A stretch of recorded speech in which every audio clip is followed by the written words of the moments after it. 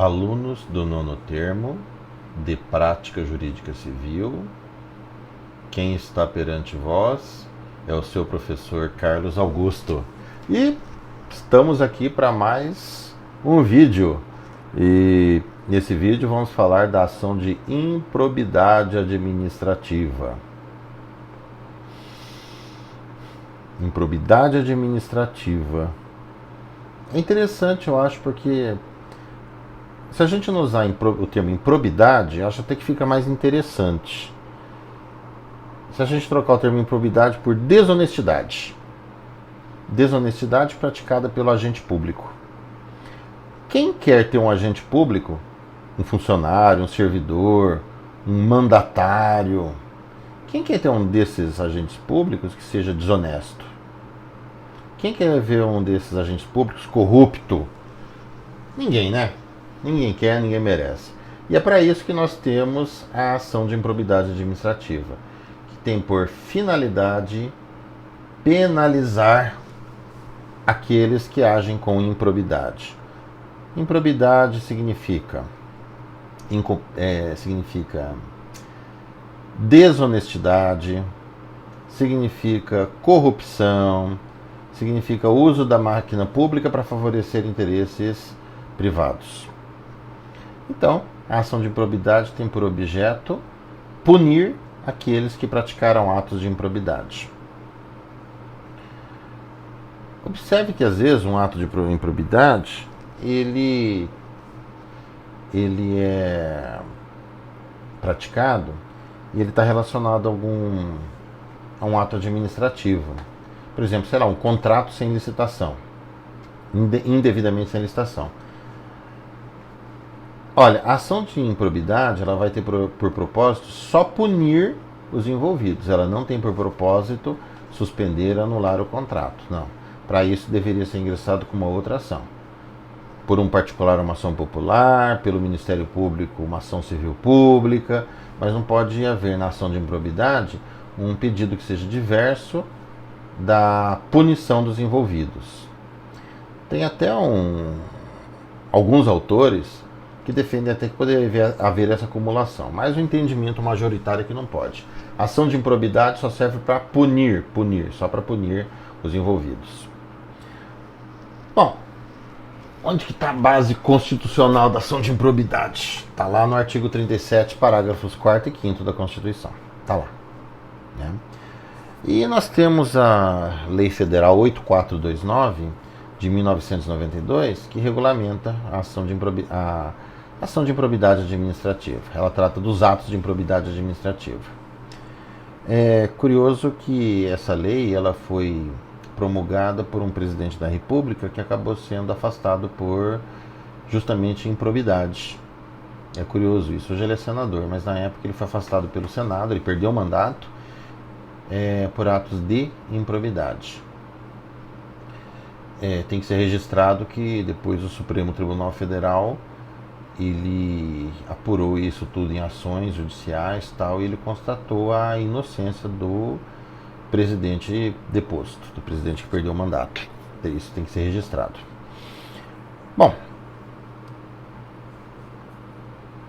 propósito da ação de improbidade: punir o ímprobo, o corrupto, punir o desonesto. Esse é o propósito. Quem ajuiza essa ação?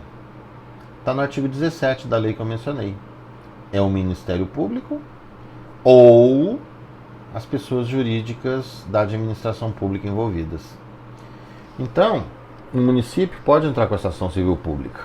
O município pode. Eu mesmo, eu sou procurador municipal, eu já preparei várias dessas ações. A autarquia pode, a fundação governamental pode, a empresa pública, a sociedade de economia mista podem, o Estado, a União, o Distrito Federal, eles podem ingressar com a ação de improbidade administrativa. Então eles têm essa legitimidade também, viu? Então é o Ministério Público, mais as pessoas que integram a administração pública, direta ou indireta. E quem que vai ser o sujeito passivo dessa ação de improbidade? Ora, vai ser o agente público que estava envolvido. Vai ser o agente público que praticou o ato.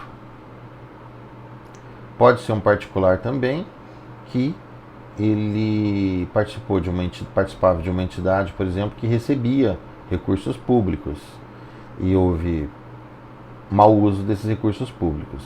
Então vão ser os envolvidos naquele ato que causou um dano ao erário, uma violação aos princípios, um enriquecimento ilícito. Então são os envolvidos, viu? Então você sempre vai ter um agente público envolvido. Você pode ajuizar a ação de improbidade contra um particular, mas nunca ele vai estar sozinho. Sempre você vai ter um agente público envolvido junto com esse particular. Então, se você tiver um contrato, um desvio de dinheiro público, então você vai entrar com ação de improbidade contra o agente público. E se tiver um particular envolvido, contra ele também. Agora, se você não tiver um agente público envolvido, e teve, sei lá, um desvio de dinheiro do patrimônio público, mas não teve agente público envolvido, então você não vai entrar com a ação de improbidade administrativa contra o particular. Só se ele tiver acompanhado de um agente público, certo? Isso é importante falar sobre a questão da legitimidade passiva dessa ação. Essa ação ela tem por propósito punir no aspecto civil. Nós não estamos falando aqui de uma ação criminal. A ação de improbidade é uma ação de caráter civil. É igual, por exemplo, é a ação popular, a ação civil pública. Então corre, digamos assim, na vara civil e não na vara criminal. E o propósito dessa ação é aplicar uma penalidade para quem praticar um ato de improbidade. Essa penalidade, ela está disciplinada no artigo 12 da Lei 8429 de 1992. Lá nós temos uma série de sanções. Perda do cargo público, a lei fala de função, né, mas quer dizer perda. Perda do cargo público, só depois do trânsito em julgado.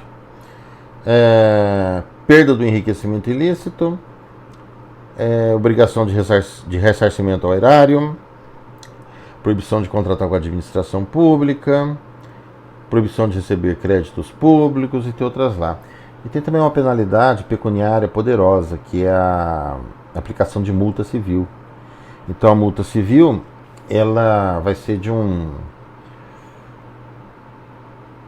valor correspondente ao prejuízo, ao múltiplo do prejuízo ao erário, ao valor do enriquecimento ilícito, ao múltiplo desse, ou então a um múltiplo dos vencimentos, da remuneração do agente público envolvido. Então pode ter aplicação dessa multa também. E quando nós falamos de atos de improbidade, estamos falando de atos de corrupção, atos de desonestidade. Acho que fica muito fácil entender assim. Só que nós temos, na Lei 8429, nós temos 3 grandes grupos de atos de improbidade. Aqueles que causam dano ao erário, aqueles que ensejam enriquecimento ilícito do agente público e aqueles que violam princípio administrativo, princípio da administração pública. Então nós temos aí uma lista com várias condutas que se enquadram numa dessas 3 situações. Elas estão nos artigos 9º, 10 e 11 da Lei 8429. Essa ação de improbidade, ela comporta pedido de medida liminar, mas unicamente para afastar do exercício das funções, com remuneração, afastar o agente público que estiver envolvido. Para evitar que ele converse com testemunhas, use o seu cargo para ter alguma influência, para evitar isso. Então ele pode ser suspenso com vencimentos. Esse é o pedido liminar. É muito importante dizer que a ação civil, que a ação de improbidade, a ação civil pública também, viu? A ação de improbidade, ela tem que ser ajuizada em primeira instância, mesmo que ela for contra a autoridade da República, sei lá, presidente da República. Onde você vai ajuizar? Em primeira instância. Ministro de Estado, em primeira instância. Não existe uma norma constitucional que estabeleça um foro privilegiado perante STF, STJ. Na ausência, então, vale a regra geral, que é em primeira instância. Isso vale também para ação popular e para ação civil pública. Nós já comentamos isso em outros vídeos. Bem, vamos fazer então uma ação de improbidade. Vamos tentar, vamos fazer um modelo. Eu podia estar gravando o vídeo e deixar um link aqui, aqui está a peça pronta. Mas não ia dar certo, gente. A mesma coisa que eu ia em sala de aula, em vez de comentar a peça, conversar com a classe, entregar uma folha de papel. Olha que está aqui, o modelo está aqui. O modelo está aqui, cada um recebe um, eu não preciso falar nada. Não, eu acho bacana ficar ditando porque faço algum comentário, alguma observação, né? Bem, vamos lá. Endereçamento. Se tiver autoridade federal envolvida, Justiça Federal. Se autoridade municipal ou estadual, Justiça Estadual. E todo mundo está sabendo decor já esse endereçamento, né? Eu fico contente com isso. Mas vamos lá, para a Justiça Federal. Excelentíssimo senhor doutor, juiz federal da tal vara, da subseção judiciária de tal lugar. Pronto. Justiça Estadual. Excelentíssimo senhor doutor, juiz de direito da tal vara, da comarca de tal lugar. Pronto. Por uma questão de estilo, nós vamos pular umas 10 linhas, né? Do cabeçalho até o preâmbulo da peça. E vamos lá. Vamos já fazer o preâmbulo. Vamos colocar essa ação como estando sendo ajuizada pelo Ministério Público, que é a situação mais comum que nós temos, né? Isso vai ajudar muito quem for fazer concurso para Ministério Público e tal, aí já começa a acostumar a fazer os modelinhos de peça, né, que são exercícios que vai ter que fazer lá. E é claro, né, depois do próprio exercício. Bom, vamos então. O Ministério Público, pode ser estadual, federal, o Ministério Público, por meio do seu representante, que é o promotor, o procurador da República, não é? Com fundamento no artigo 17 da Lei Federal 8.429 de 1992, vem propor ação de improbidade administrativa contra agente público tal, nome, qualificação, endereço, pelos motivos que passa a expor.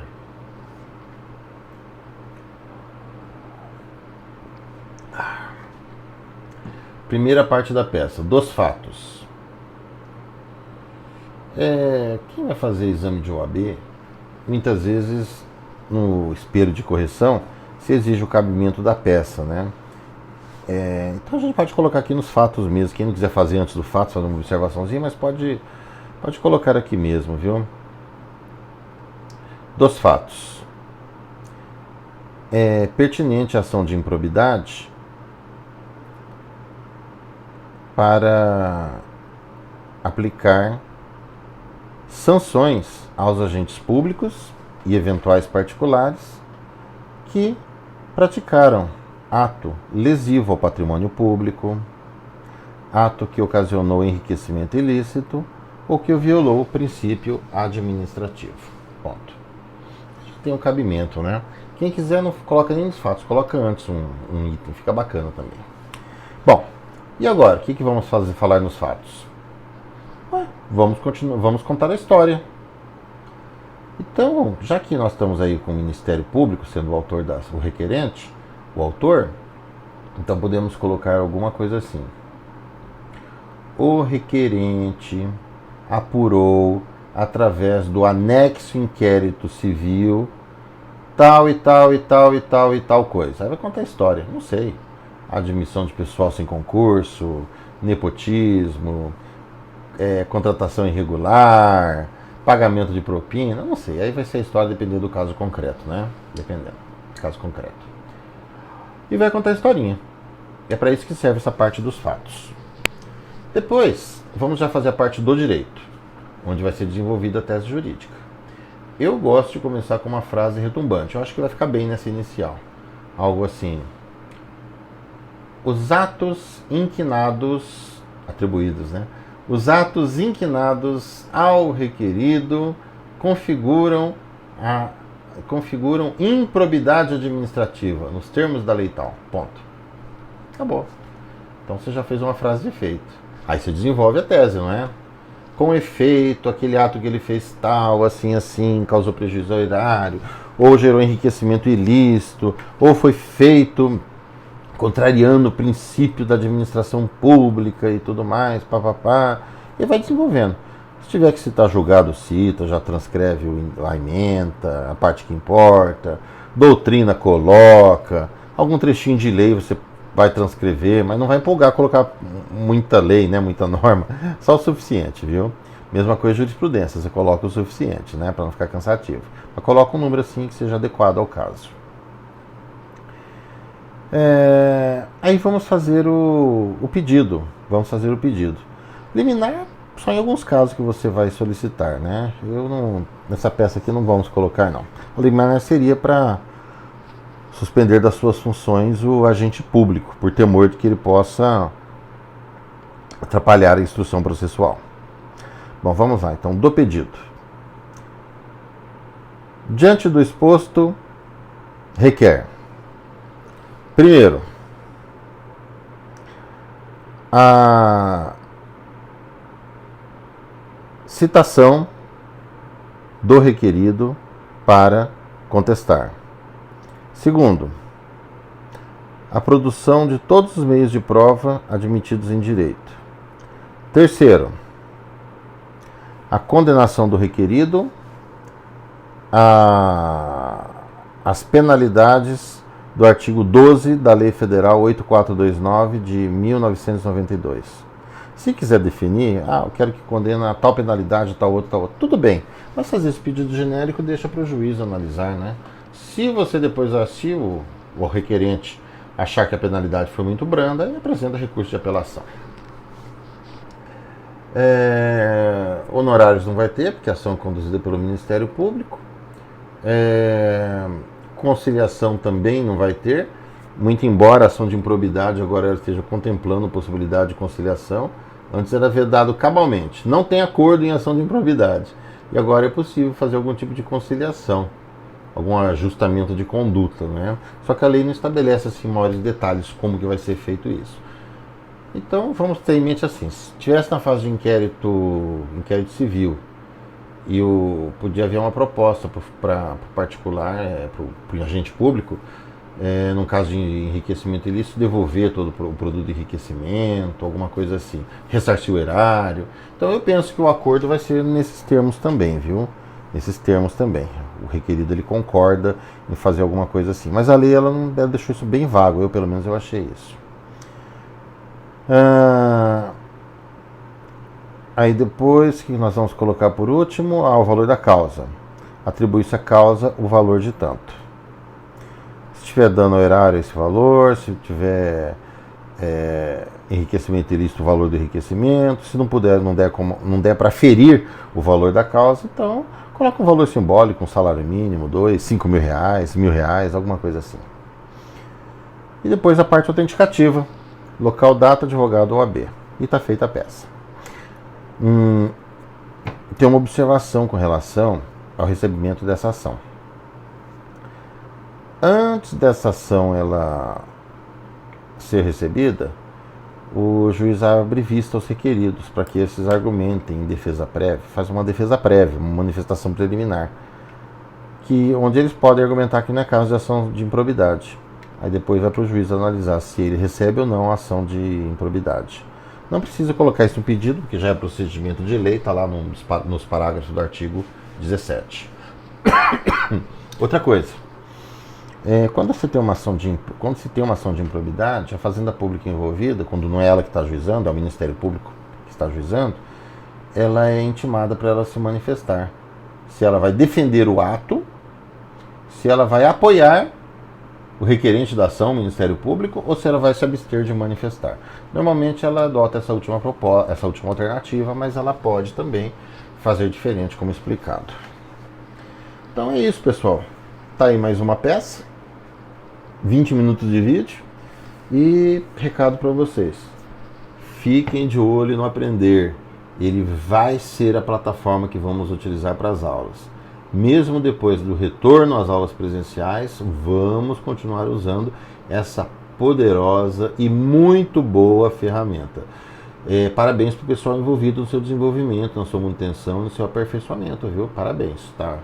Muito boa essa plataforma. Então é isso, pessoal. Tchau, bom estudo para vocês.